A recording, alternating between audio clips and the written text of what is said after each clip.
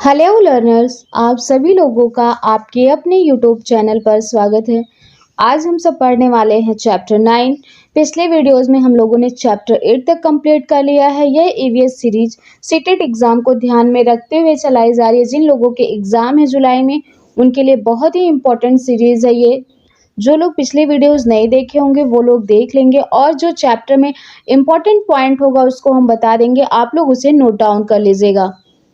तो चलिए हम लोग देखते हैं अपने चैप्टर 9 में क्या इंपॉर्टेंट पॉइंट है। इसके स्टोरी को पढ़ते हैं, इसमें क्या दिया हुआ है। ये बहुत ही इंपॉर्टेंट चैप्टर है, आप लोग पूरी स्टोरी को ध्यान से देखिएगा कि क्या दिया हुआ है इस स्टोरी में, और जो इम्पोर्टेंट होगा उसे आप लोग नोट डाउन कर लीजिएगा।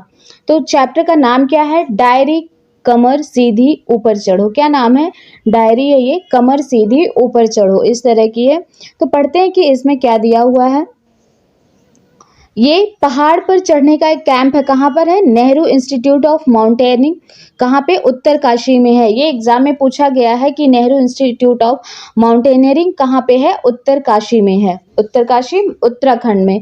ये कब की घटना है? 2 फरवरी 1984 की। ये इंपॉर्टेंट नहीं है, बट ये इंपॉर्टेंट है कि माउंटेनियरिंग कॉलेज कहाँ पे है, या इंस्टीट्यूट कहाँ पे है, तो वो उत्तरकाशी में है।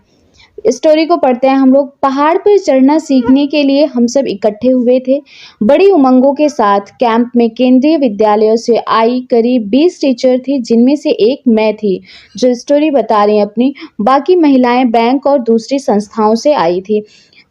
आज कैंप का दूसरा दिन था। सुबह जैसे ही बिस्तर से नीचे पैर रखे तो दर्द से मेरी चीख निकल गई। एक ही दिन में पहाड़ी सकरे उबड़ खाबड़ रास्तों पर 26 किलोमीटर चलना, वह भी कमर पर सामान से भरा पिट्ठू बैग लेकर। बाप रे, कल का वह दिन। मैं आंखों में आंसू लिए धीरे धीरे चलकर एडवेंचर कोर्स के डायरेक्टर ब्रिगेडियर ज्ञान सिंह के कमरे में जा पहुंची। मैं मन ही मन सोच रही थी कि मुझे उनसे क्या क्या कहना है जिससे ट्रैकिंग पर ना जाना पड़े। तभी पीछे से उनकी भारी सी आवाज सुनाई पड़ी, मैडम नाश्ते के समय आप यहाँ क्या कर रही हैं? हरी अप, वरना भूखे ही ट्रैकिंग पर जाना होगा। सर, वो बोल ही नहीं पाते हैं, बस सर सर करते हैं। मेरे आगे के शब्द मेरे मुंह में ही रह गए। पैरों में छाले पड़े हैं, चल नहीं सकती, यही कहना चाहती हैं ना आप? ब्रिगेडियर ही बोल देते हैं उनसे पहले। जी सर, यह कोई नई बात नहीं है, जल्दी तैयार हो जाओ। मैं मुंह लटकाए चल दी तैयार होने के लिए। अभी मुड़ी ही थी, फिर उनकी आवाज सुनाई दी। क्या आवाज सुनाई देती है? कि सुनिए मैडम, आप ग्रुप नंबर 7 की लीडर होंगी। और लीडर जिस तरह से मॉनिटर होता है क्लास में, उसी तरह से लीडर होते हैं। लीडर की रिस्पॉन्सिबिलिटी क्या क्या होती है? क्या बोलते हैं वो कि आप ग्रुप नंबर 7 की लीडर होंगी। किसी भी सदस्य को पहाड़ पर चढ़ने में परेशानी होने पर आपको उनकी मदद करनी होगी। पहाड़ों पर लीडर की क्या क्या जिम्मेदारियां होती हैं, यह सबको बताया जा चुका है। ब्रिगेडियर ज्ञान सिंह जो थे वो बताते हैं उनको। अब ये एक क्वेश्चन दिए हुए हैं। अब आगे क्या है? क्या क्या होती है जिम्मेदारी एक ग्रुप लीडर की?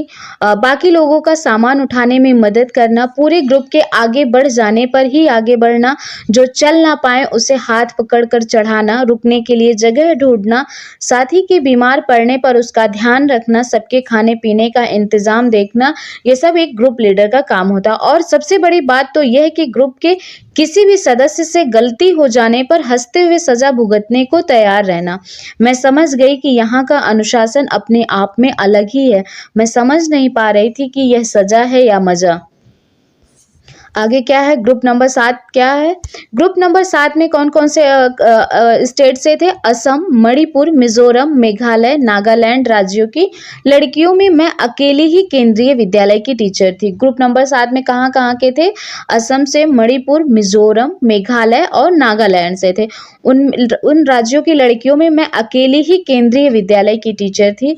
इन सभी से मिलना मुझे अच्छा लगा। किसी भी लड़की को ठीक से हिंदी बोलने नहीं आती थी। मुझे आज भी दुख है कि मैं मिजोरम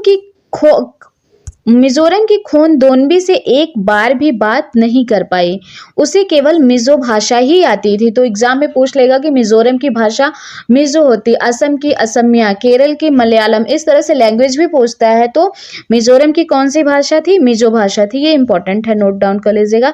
लेकिन फिर भी हमारे दिल एक दूसरे से जुड़े रहे।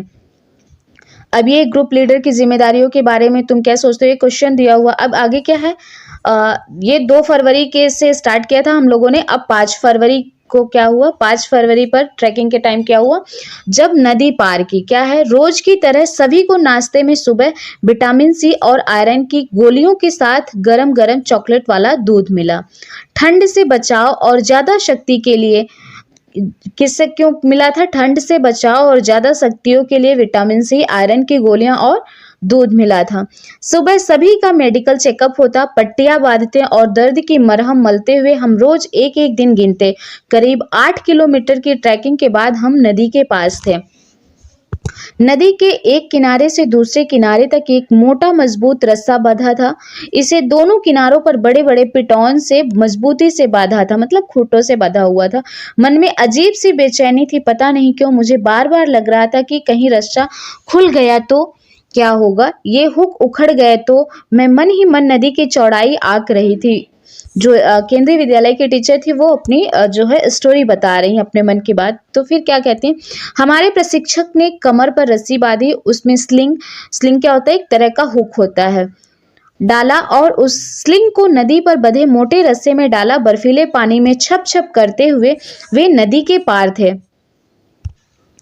उस तेज बहाव वाले पानी में उतरने को कोई तैयार नहीं था। सभी एक दूसरे को पहले जाने को कह रहे थे।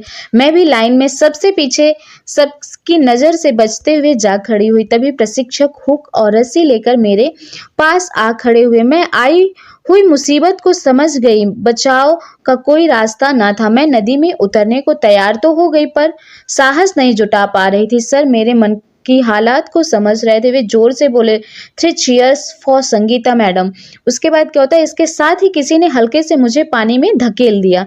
लगा पैर सुन्न हो गए, मैं कांपने लगी। किट किट किट मेरे दांत बज रहे थे। मैं रस्सा पकड़कर पैर जमाते हुए चल रही थी। किनारे पर तो पानी कम था पर धीरे धीरे पानी मेरी गर्दन तक पहुंच गया। नदी के बीचों बीच जमीन पर मेरे पैर टिक नहीं रहे थे, फिसल रहे थे। डर, घबराहट और ठंड के मारे मेरे हाथ से रस्सा छूट गया। मैं जोर जोर से मदद के लिए चिल्लाने लगी। लगा अब तो बह जाऊंगी, पर नहीं, मैं तो हुक के सहारे रस्से से बंधी हुई पानी पर पड़ी थी। रस्सा पकड़ो की आवाज मुझे सुनाई दी। फिर हिम्मत करके मैंने रस्सा पकड़कर आगे बढ़ना शुरू किया। धीरे धीरे हिम्मत बटोरती आखिरकार मैं किनारे पर पहुंच गई। नदी से बाहर निकलते ही मुझे एक खास खुशी का एहसास हुआ। खुशी एक जोखिम भरा काम कर पाने की। अब किनारे पर खड़ी मैं बाकी लोगों को चिल्ला चिल्लाकर रस्सा कसकर पकड़ने की सलाह दे रही थी। जोखिम से जूझने के बाद जो विश्वास और साहस मुझे मिला, यह उसी का परिणाम था। ये तो हो गई उनकी स्टोरी। फिर क्या आगे, रॉक क्लाइंबिंग, चट्टानों पर चढ़ना। ये 5 फरवरी को नदी पर उन लोगों ने चढ़ाई की। फिर 10 फरवरी हो गया। अब क्या है इस दिन की घटना, रॉक क्लाइंबिंग था, चट्टानों पर चढ़ना था उन लोगों को। 15 किलोमीटर चढ़कर हमें टेकला गांव पहुंचना था। यह गांव लगभग 1600 मीटर की ऊंचाई पर था। कितनी ऊंचाई पर, 1600 मीटर की ऊंचाई पर था। खाने का डिब्बा, पानी की बोतल, रस्सी, hook, plastic sheet, diary, torch, तौलिया, साबुन, विंड चीटर, सीटी, ग्लूकोज, गुड़, चना और कुछ खाने पीने का सामान पिट्ठू बैग में लिए हम टेकला में खड़े थे। सीढ़ीदार खेतों में मौसम के अनुसार फल और सब्जियां उगी थी। सामने की एक बड़ी बिल्कुल सपाट लगभग 90 मीटर ऊंची चट्टान के ऊपर कर्नल राम सिंह खूंटे गाड़कर रस्सों के साथ खड़े थे। हमें बताया गया था कि चट्टान पर पहले पैर और हाथ जमाने की मजबूत जगह पहचान लें। क्या है कि चट्टान पर पहले हाथ और पैर जमाने की मजबूत जगह पहचान लें, उसके बाद जो है चढ़ाई करें। फिर आज मेरा मन पीछे हटने को नहीं था। मैं लाइन में सबसे आगे खड़ी थी। तभी हमारे प्रशिक्षक ने कमर पर रस्सी बांधी, स्लिंग डाला और नीचे लटकता मोटा रस्सा पकड़कर चट्टान पर चढ़ना शुरू किया। मुझे लगा वे उस चट्टान पर दौड़ रहे थे।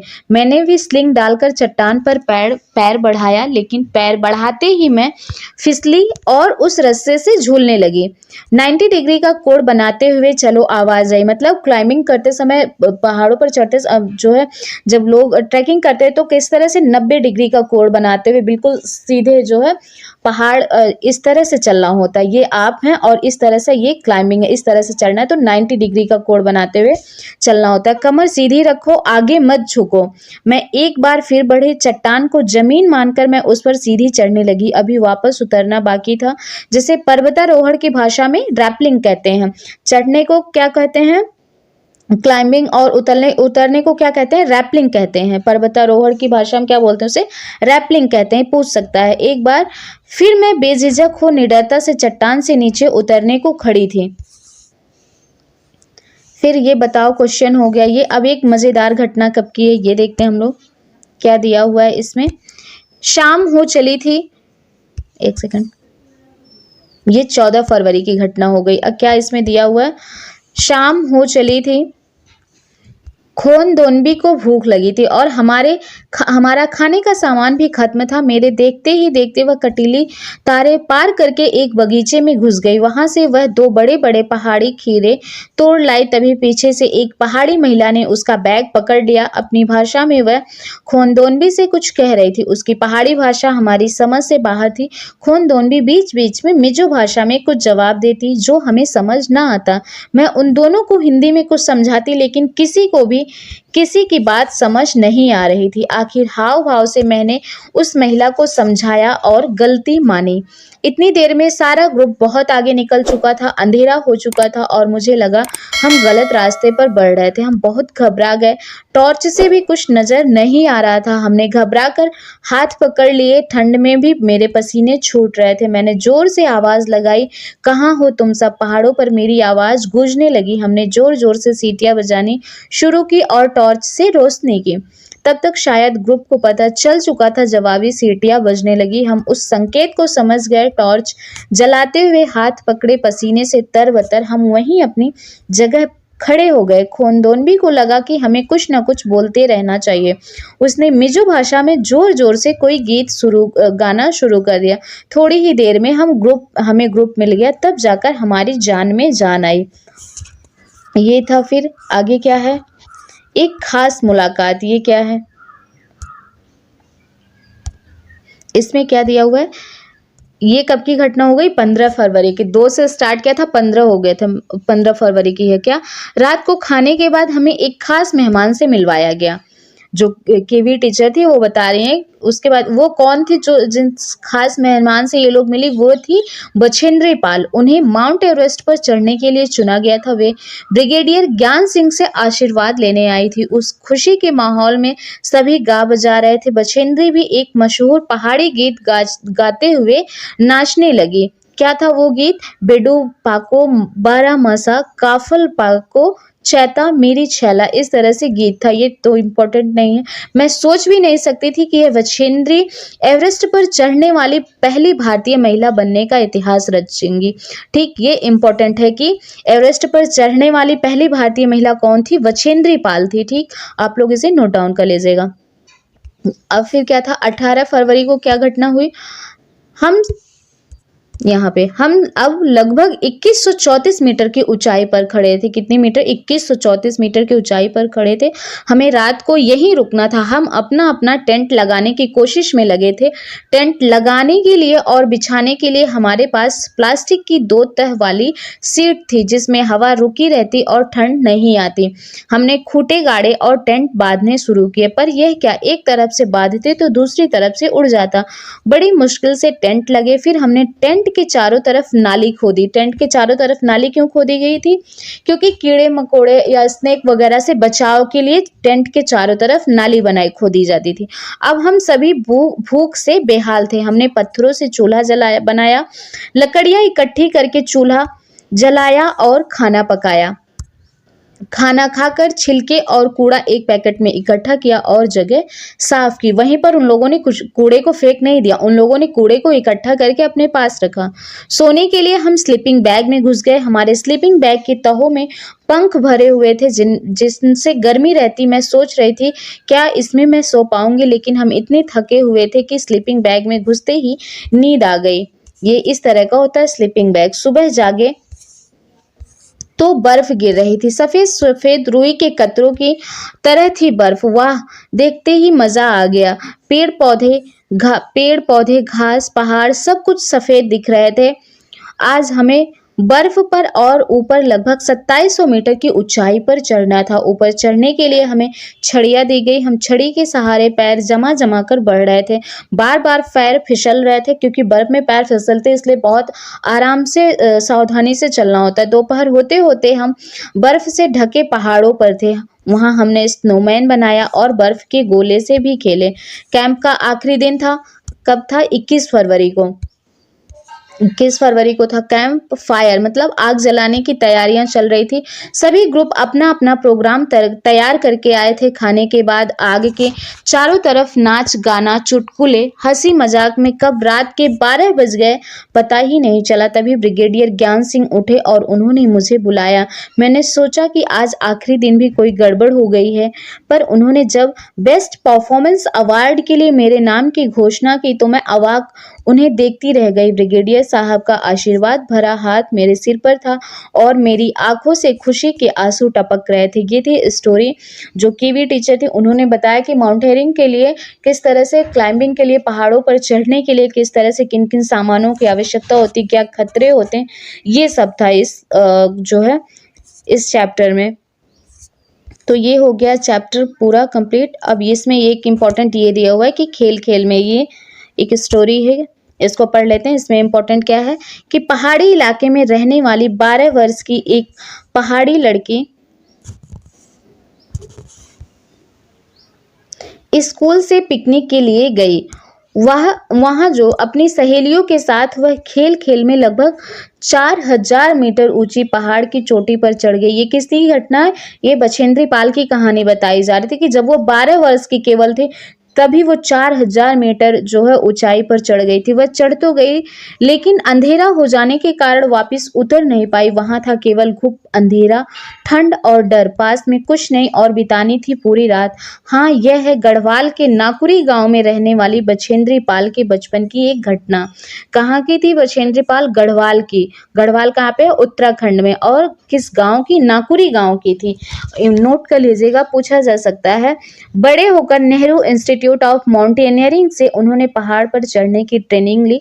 ये कहाँ पे था? उत्तरकाशी में। उत्तरकाशी उत्तराखंड में। ये इंपॉर्टेंट है कि नेहरू इंस्टीट्यूट ऑफ माउंटेनियरिंग कहाँ पे है? तो उत्तरकाशी उत्तराखंड में है। और उन्हें गाइड करने वाले थे कौन? ब्रिगेडियर ज्ञान सिंह। कौन थे? ब्रिगेडियर ज्ञान सिंह थे। वे महिलाओं को पहाड़ पर चढ़ने की ट्रेनिंग देने लगी। 1984 में। कब की घटना ये? 1984 में बछेंद्री को माउंट एवरेस्ट पर चढ़ने के लिए चुना गया। आगे उनकी क्या चढ़ने में क्या क्या प्रॉब्लम हुई वो क्या है? एक धमाका इस तरह से दिया हुआ है। क्या है इसमें? 18 लोगों की उस टीम में 7 महिलाएं थी। ये बछेंद्री पाल बता रही कि जब वो एवरेस्ट पर जा रही थी 7 महिलाएं थी। चढ़ाई के दौरान 15 मई की रात को टीम जब लगभग 7300 मीटर की ऊंचाई पर पहुंची तो बेहद थकी हुई थी। सब लोग तंबू गाड़कर सो गए। करीब 12:30 बजे रात को धड़ धड़ की आवाज के साथ हुआ एक जोरदार धमाका। इससे पहले कि वे उठ पाते टेंट उड़ गया और कोई भारी चीज उनसे जोर से टकराई। बछेंद्री तो मानो बर्फ की चादर में ही लिपट गई। पूरी टीम के लोगों को बहुत चोट आई। टीम के लोगों ने कुल्हाड़ी से खोद खोद कर उन पर से बर्फ हटाई और उन्हें बाहर निकाला। उनका सिर जख्मी था। यह एक भयंकर बर्फ का तूफान था। टीम के और लोग नीचे बेस कैंप में लौट गए, लेकिन बछेंद्री जैसे तैसे फिर ऊपर की तरफ चढ़ी। बछेंद्री ने 23 मई 1984 को दिन में 1:07 पर 8900 मीटर ऊंची छोटी माउंट एवरेस्ट, जिसका नेपाली नाम क्या है? नेपाल में से सागर माथा कहते हैं, पर कदम रखा। कब रखा? 23 मई को। और कब की घटना थी? कब एक्सीडेंट हुआ? मतलब तूफान कब आया था? 15 मई को। उसके बाद वो फिर सारे लोग वापस लौट गए, लेकिन वो ऊपर तक गई, एवरेस्ट चोटी तक ऊपर तक गई। कब की? 23 मई 1984 को वो एवरेस्ट पर पहुंची। उनके साथ उनकी टीम का एक साथी भी था। चोटी पर 2 लोगों के खड़े होने की जगह ही नहीं थी। पैर फिसलते ही हजारों फुट नीचे ही गिरकर रुकते। उन्होंने बर्फ खोद कर अपनी कुल्हाड़ी को हुक की तरह गाड़ा और रस्से से अपने आप को उस हुक से बांधा, तब वे लोग वहां खड़े हो पाए। वे ठंड से कांप रही थी पर खुशी से झूम भी रही थी। उन्होंने वहां माथा टेका, तिरंगा गाड़ा और कई फोटो भी खींचे। करीब 43 मिनट वह दुनिया की सबसे ऊंची चोटी पर रही। इसके साथ ही बछेंद्री पाल भारत की पहली और संसार की 5वीं ऐसी महिला बन गई जिन्होंने एवरेस्ट पर कदम रखा। ये इंपॉर्टेंट है, भारत की पहली और वर्ल्ड की 5वें नंबर की महिला थी। ये हो गया जो है जो इस चैप्टर में दिया हुआ था, वो स्टोरी बहुत ही इंटरेस्टिंग थी। इससे क्वेश्चन भी बहुत बनते हैं, तो ये सब थी। और पर्वतारोहण में क्या क्या चीज़ें यूज होती हैं, sling, piton, hunter shoes, sleeping bag, ये सब जो है यूज होता है। तो स्टोरी अगर आप लोग पढ़े रहेंगे तो क्वेश्चन अगर पूछतेगा इस चैप्टर से कुछ भी तो आप लोग बता सकते हैं। इसलिए स्टोरी के माध्यम से याद भी होता है और इंटरेस्टिंग भी लगती हैं, अच्छी लगती हैं स्टोरियाँ पढ़ते हुए भी। तो ये हो गया 9th चैप्टर हम लोगों का।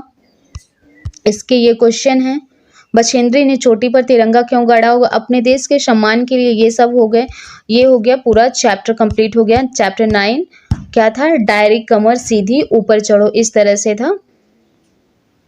अब आज के चैप्टर में बस इतना ही। अगला चैप्टर हम लोग कल करेंगे। जिन लोगों को वीडियो पसंद आई होगी वो लोग लाइक, शेयर, सब्सक्राइब जरूर कर दीजिएगा। ये सीरीज आप लोगों के लिए बहुत ही इंपॉर्टेंट है। आप लोगों को क्वेश्चन इससे जरूर मिलेंगे और इस तरह से आप लोग पूरे चैप्टर को पढ़ रहे हैं, जो सीटेट के साथ साथ अन्य सभी एग्जाम के लिए बहुत महत्वपूर्ण, क्योंकि एनसीईआरटी सभी एग्जामों में पूछी जाती है। तो इस तरह से आप लोगों को प्रत्येक चैप्टर अच्छे से तैयार हो जाएगा।